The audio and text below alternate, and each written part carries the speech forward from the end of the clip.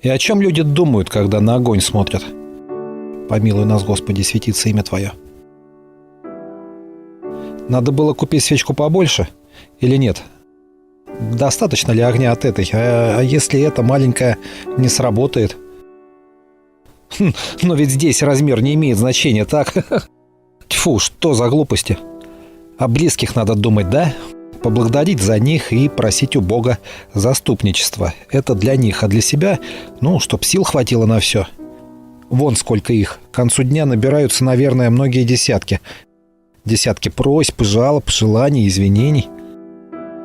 Нет, надо думать о том, что дальше-то делать. Что-то такое делать весомое, значительное, во славу страны и други своя, во спасение всех нас от скверны, зла, что-то отличное от твоей ежедневной пустой рутины. Ты же изо дня в день крутишься, просто пытаясь под эту жизнь подстроиться и выжить до следующей зарплаты. Нет, не то. О чем же думать положено? И о ком, когда на огонь-то смотришь? Да, о тех надо думать, кто выживал по-настоящему, а не мерками семейной бухгалтерии и капитализма. О тех хотя бы думать, кто здесь, на Кривцовских высотах, ложился в землю дедами, пачками, в 42-м и 43-м. Ты с дуру у Бога просишь заступничества, не думая, что Он его тебе однажды уже дал с помощью тех, кому по всей стране поднялись памятники. За тебя они заступались, и за кого ж? За свои семьи и за потомков. Ну о чем еще думать? И почему бы не о тех, благодаря кому родился и вот живой? О тех, чья кровь, быть может, даже в тебе льется. И льсти себе, льсти, что в тебе даже их дух советских солдат, тех, что герои и мученики. А о чем они думали тогда? О чем вообще в таких случаях думается? Первый номер, остановись. Вот довожу до вашего сведения. Противник готовится к дальнейшему наступлению. Силушки у него поболее нашей.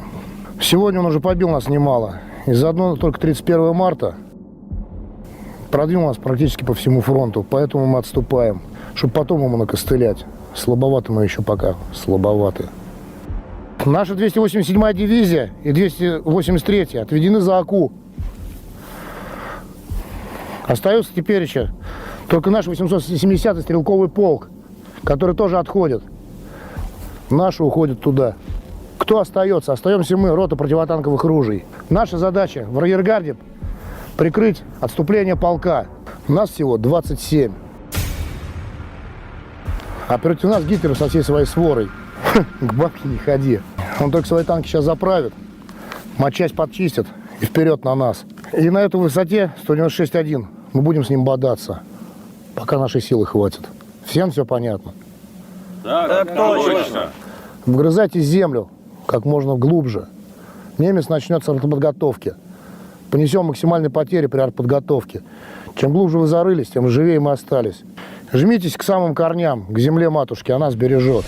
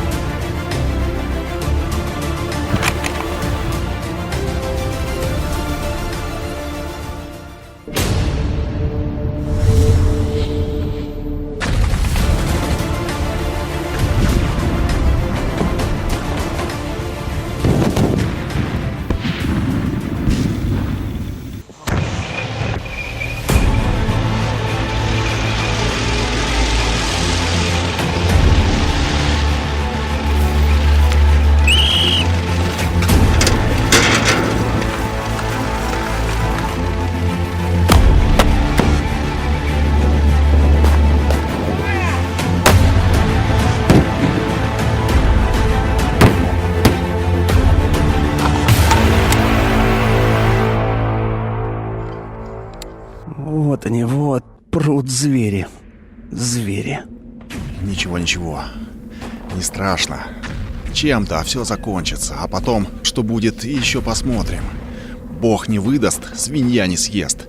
Разве что воронье тебя тут поклюет. А, черти, далеко же вы забрались, чтоб на земле русской подохнуть. Кто к нам с мечом, тот от меча и погибнет. Хотя я вас хоть оглоблей. Мама, мамочка, как мало я тебя целовал. Прости. Не грусти обо мне, мама. Может, кто расскажет тебе, где я полег, чтоб ты по другим полям потом не бродила, не искала меня между трупов. Бля, пожил как-то мало. Что успел? Ничего не успел. Наверное, ничего уже не успею. Главное, чтоб убили не сразу. Чтоб одно тепереча успеть прихватить с собой кого из ганцев. И хорошо б, чтоб сразу я помер. Не в корчах. Чтоб больно не было. Отче наш, да будет воля Твоя, прости нам долги наши, как и этот грех человекоубийства, и избавь нас от лукавого, ибо Твое есть царство и сила и слава вовеки. А чем мы не панфиловцы? Те в ноябре прошлого года смогли же немцев у Москвы остановить? Смогли. Их было 28, нас 27. Они 4 часа стояли супротив врага. А мы-то уж точно 1,5 простоим. Сколько в Красной Звезде писали, они танков-то пожгли, панфиловцы эти. А вот скажи мне, Зубов, сколько панфиловцы немецких танков пожгли? Говорят, что 18, не считая пехоты. Так, а сколько их было? 28. А нас? 27. 27. А чем мы не панфиловцы? Их 28 было, нас 27. Так и учет по танкам должны вести на одного меньше. Никак не меньше 17 жечь должны. Можно и сверх того. Неужто мы хуже? Не хуже, ребят, не хуже. Как панфиловцы говорили, отступать некуда, позади Москва. А у нас что? Отступать есть куда. Позади АК. Задержим немцев, дадим нашим отойти.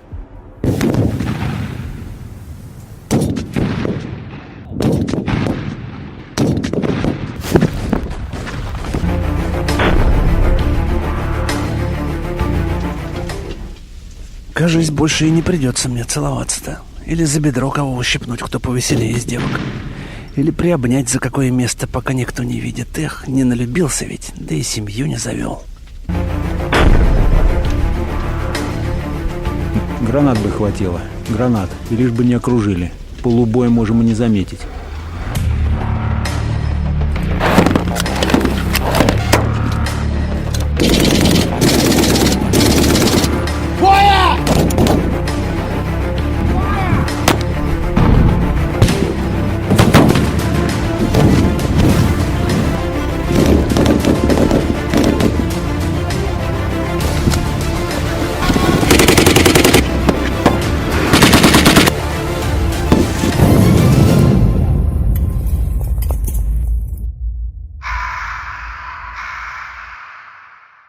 А ведь совсем и не важно, что мы тогда думали.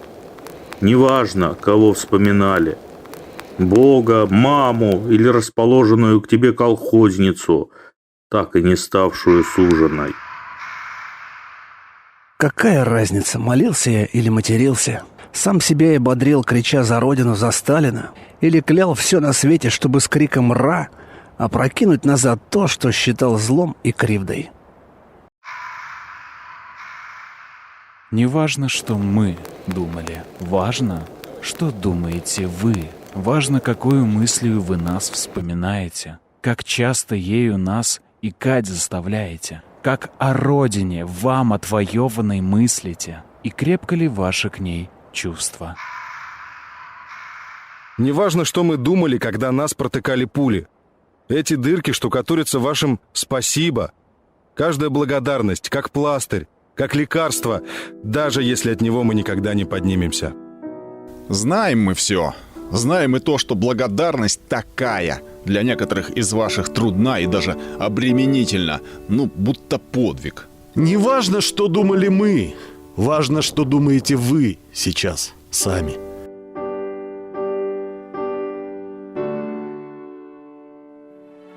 В 31 марта 1942 года рота противотанковых ружей 870-го стрелкового полка 287-й стрелковой дивизии на 1,5 часа задержала танковую группу врага. Это была контратака немцев, ведь ранее советские войска пытались наступать в направлении Болхова, что по планам командования позволило бы в дальнейшем даже освободить оккупированный Орел.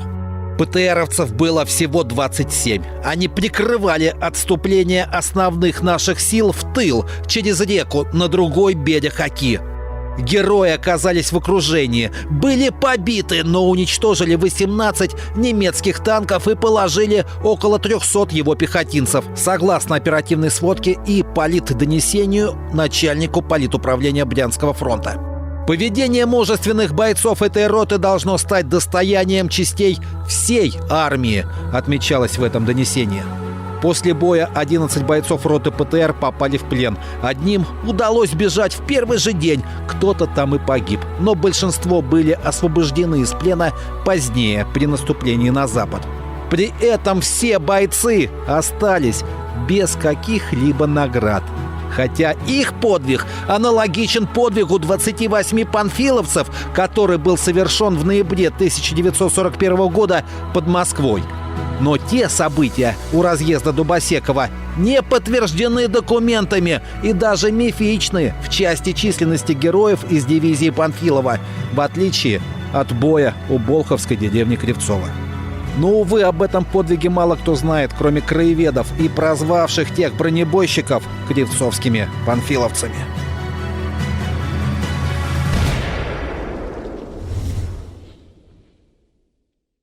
Внимание! Работает правый фланг! Взрыв!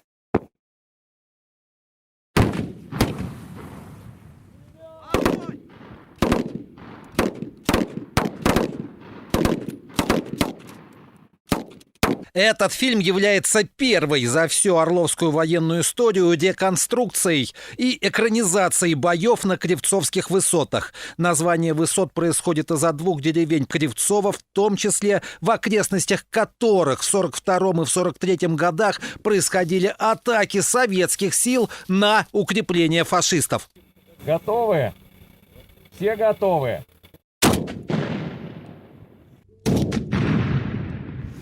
Взрываем! Взрываем! Взрываем!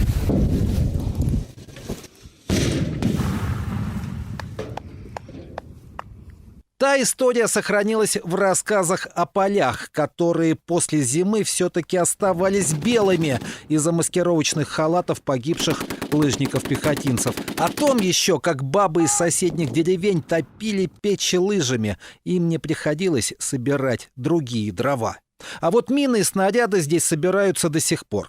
О тех боях мало кто знает за пределами региона. При этом именно благодаря им удалось оттянуть вражьи войска, выделенные на оборону немецких рубежей под Болховом и Орлом. Иначе они могли быть направлены не только под Сталинград, на завоевание Кавказа и так далее, но и на новый штурм Москвы.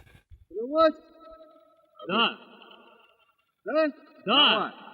Взрываем!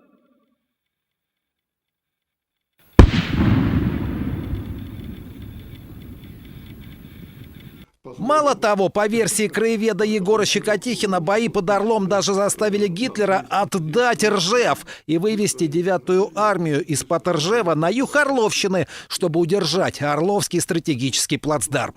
Трижды были попытки взять его. Это в феврале-марте 1942 года, в феврале-марте 1943 года и с третьей только попытки в июле-августе в этом месте, на Болховском направлении, произошел прорыв 61-й армии, был взят Болхово, ключ к обороне города Орлу, и немцы после этого отдали приказ об отступлении с Орловского стратегического плацдарма.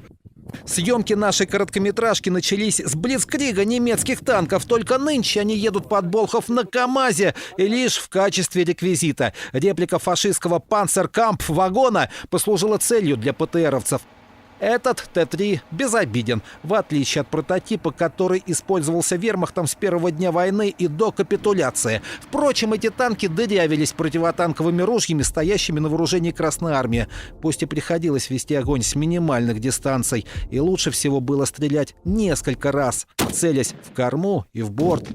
Бой, в ходе которого 27 ПТРовцев подбили 18 таких танков, решили восстановить поисковики из межрегионального объединения «Костер». Они в этих местах работают из года в год. Мы находимся в Орловской области, Болховском районе, в районе села Кривцово, где в далекие 40-е горела земля под ногами. А на сегодняшний день стоит Кривцовский мемориал, и об этой территории, к сожалению, практически никто не говорит. Стоим мы около места гибели одного из бойцов роты ПТР.